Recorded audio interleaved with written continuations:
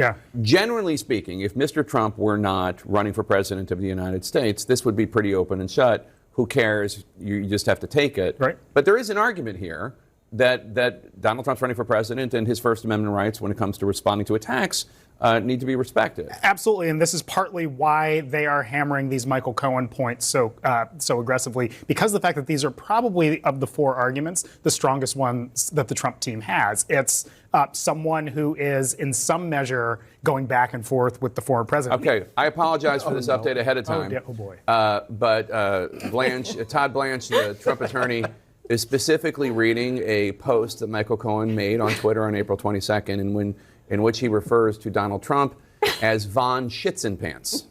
That is just a factual record that I am bringing before you. This is in the court transcript.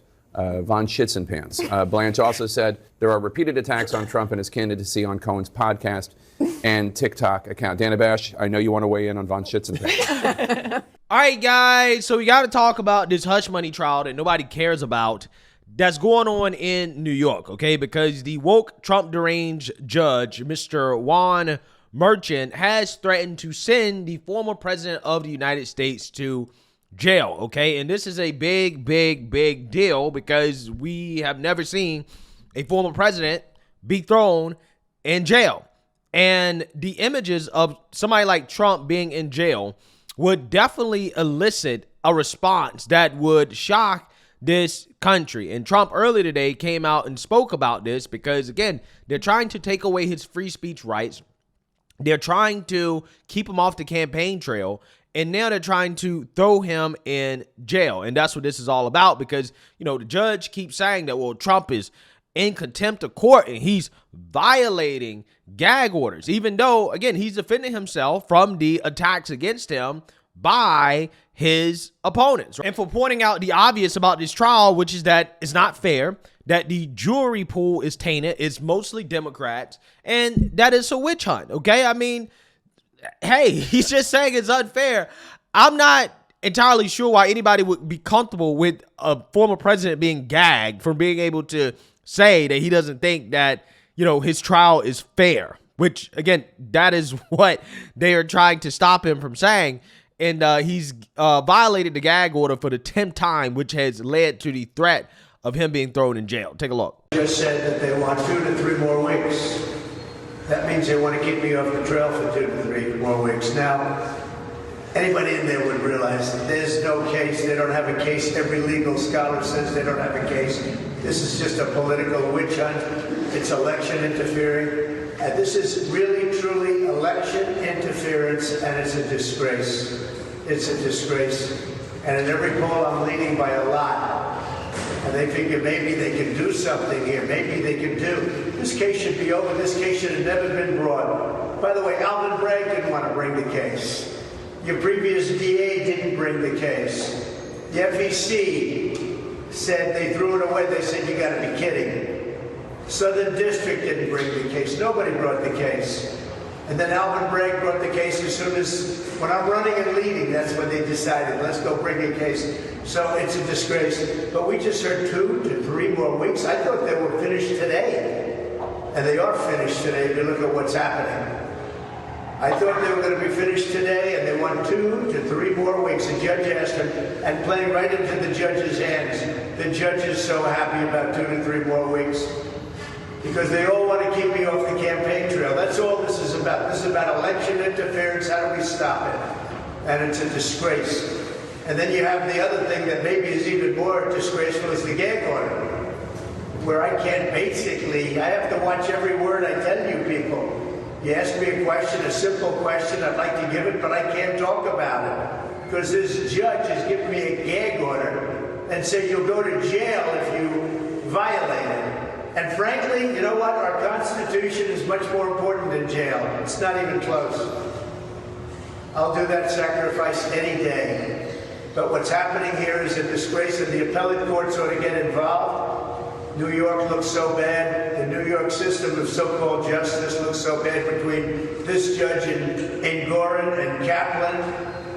You triple teamed with corrupt judges. It's a disgrace to our nation. So I should be out there campaigning, and they said, too, and the way I look at about 3 weeks more. Yeah, so you see now you heard that. Now, again, this is a prime example of why they should not be holding this trial while Trump is running for president, because I think that he actually has a great argument to make. I mean, his lawyer made his argument that the president is running for president, right? Like, he can't just come out and say no comment on everything that's happening, right? Like, he's being politically persecuted, right? So he has to be able to defend himself because, again, he's running for president. Which, again, is part of the reason why this should not be happening while he's running for president. They should have just waited till after the election. I mean, let's be honest. It shouldn't be happening at all. Let's be clear here. Shouldn't be happening at all. But I'm just saying this is a very strong argument for, again, why they should have just waited. Because if you would have just waited till after the election, then I think that you'd be in a little bit of a different territory where you're not having the former president who's running for president be gagged and not be able to defend himself while the American people are trying to decide whether or not these trials are legit, okay, and whether or not he should be president of the United States. But again, what Trump is doing is that he's essentially turning this into a campaign PR opportunity, right? He's actually playing 4D chess. I think Trump hopes that he goes to jail, okay? Because apparently they're going to throw him in Rikers Island, okay? If that's what happens, if Trump gets put into jail, it is speculated that that is where they would send him, which would be a logistics disaster, okay? But for the Trump campaign, it would be like gold, okay? Because the campaign knows all of the positive reception that Trump has gotten since the mugshot, right? That they know that they can weaponize this idea that, hey, they're throwing their former president in jail. They can weaponize that to Trump's advantage, especially when it comes to fundraising. I personally think if they actually throw the president in jail for violating a gag order, okay, for expressing his free speech rights to defend himself while he's being accused of all types of nonsense, I think that will wrap up the election, right? That will essentially guarantee a Trump landslide victory, and I think the Trump campaign knows that. I think Trump actually wants to be thrown in jail at this point because everybody knows that it will benefit him tremendously, okay? So I personally don't want to see Trump in jail from the perspective of I just don't want to see Trump in jail. But I get why they're probably using it as a campaign strategy because essentially it has worked up until this point. If you look at Trump's poll numbers, again, it doesn't matter what the Democrats have thrown at him in regards to these political persecutions. They have done nothing but help him out. So without further ado, let's react to Fox News' coverage of this. Former U.S. Attorneys Andy McCarthy and Brett Tolman. Gentlemen, we'll see how much we can get to here, but this is what's happening inside the courtroom right now. Judge Merchan just said it's clear the $1,000 fine is not working. He said going forward, this court will have to consider a jail sentence. He then said, the last thing I want to consider is jail. You are a former president and possibly the next president. Okay, so again, this is so disingenuous to me, right? Because this guy is trying to pretend like, I don't want to see you to jail. I really don't. Now, again, he could not want to send Trump to jail, but it's not from the perspective of, oh, well, I just really don't want to put you in jail. I think that would be overkill. No, he definitely wants to put Trump in jail, no doubt, okay? He just doesn't want to do it because everybody knows that it will backfire, right? Everybody knows the political optics of them putting Trump in jail for violating a gag order would not be good. Okay, it would not be good. Okay, it would be an absolute disaster for the left. Okay, this guy knows that fining Trump $1,000 is like fining him pennies. Okay, I'm pretty sure Trump wipes his butt with $1,000. Right? There's no doubt that Trump probably has. He probably has done that before. Okay, so I'm just saying, they know that $1,000 fines are not going to be effective. Right? So you see how disingenuous this is. Oh, well, we're surprised, we're shocked that fining a billionaire $1,000 at a time is not working. Well, this is not gonna work, right?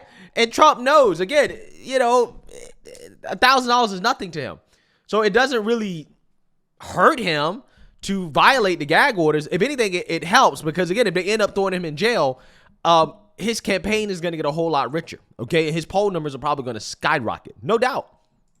End quote. Andy, why don't we just start right there because he's going to assess the gag order yet again.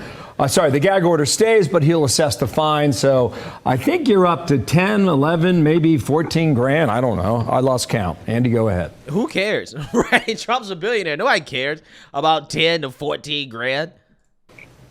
Bill, as I said to you last week, if I were Trump, I basically bring in a check for 10 grand every Monday and just say whatever I want. This is all politics at this point. I don't think the judge, I mean, it's easy for me to say because he's not going to put me in custody, but I don't think the judge, because of the politics of this, it would be disastrous politics for the Democrats for the judge to put former President Trump in jail over this. So he'll continue to fine him. And as long as that's what it is, I think Trump should just pay the fine and otherwise say what he wants to say. Okay. You know, he can't incite, he can't defame. And if he says something really stupid, the prosecutors can use that against it. That ought to be enough. I want to go back. Yeah, I agree with that. I mean, I personally think that the more that they try to shut Trump up, the more ridiculous this looks to the public. I mean, this trial in and of itself, the fact that it involves Stormy Daniels, the fact that this guy, Alvin Bragg, clearly Trump deranged, basically elevated two misdemeanors to felonies based off some crackpot legal theory, right? I mean, they're essentially going after Trump because his accountants counted what appears to be a legal fee, right, as a legal fee, okay? They categorize it as a legal fee, okay? I mean, paying your lawyer generally is a legal fee, right? I mean, come on. And furthermore, you know, if I was Trump in that position, I wouldn't want my wife and my family to hear about these salacious allegations, right? I wouldn't want them to hear about these lies and smears that the mainstream liberal media and the tabloids are going to put out there about me as I'm running for president of the United States. I wouldn't want anybody to hear that. So again, he's being punished, again, for his accountants categorizing legal fees as legal fees, right? Legal expenses, and not wanting his wife to hear stories that he say is false, right? Again, this is what they're doing. This is what they're doing. They're going after the former president for this. So look, here's the thing. Everybody can see what is happening here. Everybody knows that, again, this is a witch hunt. And the more that they do this, the more, again, it seems like a witch hunt, right? And they all know that. Everybody knows that. So at this point, Trump is running circles around these guys, okay, politically. From a PR perspective, he is running circles around them. What I mean by that is because he's essentially turned this into a campaign opportunity. Every morning, he's going to that same spot, giving the same messages, talking about what's going on in the country, talking about how much of a disaster things are under Joe Biden, whether it be the economy, whether it be the left-wing extremists, whether it be crime being out of control, whether it be the border being wide open. All of the things that Joe Biden is doing bad, Trump is talking about it in the morning. And guess what? When the liberal media is not covering the left-wing extremists, they're talking about Trump. So they have to cover everything that he's saying because Trump is telling them what is happening in court. Remember, this trial is not televised. So when people are looking for updates, it's going to be important to actually listen to what the president is saying in order to get updates on what's happening. And you know, networks like MSNBC, when Trump comes out and speaks, they like to turn away from it because, oh, well, we don't want to show Trump campaigning. Well, again, unfortunately for them, Trump has turned the whole thing into a campaign for him, right? Smartly so, wisely so. So they're forced to cover it, right? Forced to acknowledge what is happening and to listen and broadcast what Trump is saying. Trump is really demonstrating a level of political savvy that I have not seen in politics, okay? With the way that he is turning these political persecutions against him into opportunities to benefit his campaign.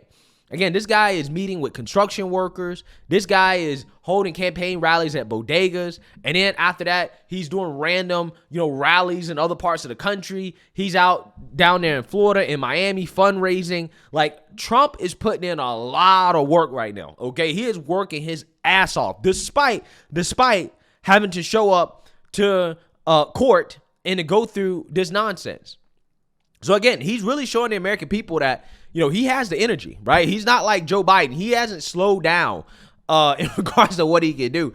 He can still put in that work. So again, this is benefiting him tremendously, no doubt. So again, I personally think all of this stuff is going to backfire. Okay, I think it already is backfiring, right? If you pay attention to the polls, right? It's already backfiring, and it's only going to get worse, especially if they decide to put him in jail, right? If they send this man to Rikers Island, it's over, right? Campaign over, okay? You might as well call the race right now. It's done, okay? Donezo. But anyways, let me know what you guys think. Make sure you like, comment, and subscribe. Most importantly, share a Black conservative perspective. Peace.